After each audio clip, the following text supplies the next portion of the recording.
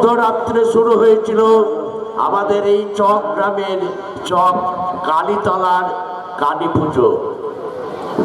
তারপরের দিন থেকে শুরু হয়েছে অনুষ্ঠান। আজ অনুষ্ঠানের চতুর্থ দিন।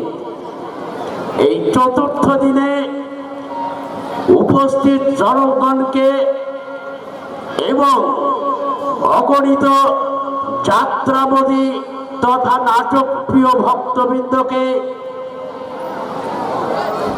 ঈশ্বরী দীপাবলির প্রীতি ও শুভেচ্ছা জানিয়ে শুরু হচ্ছে আজকের যাত্রাপালা এ কেমন সভ্য সমাজ। রচনা ডাক্তার তাপস কুমার,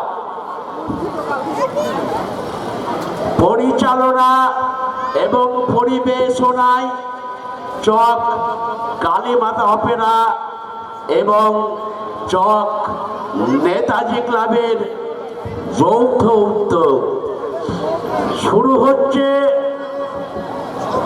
এবছরের এক এবং অনন্য যাত্রাপালা এ কেমন সভ্য সমাজ। নমস্কার।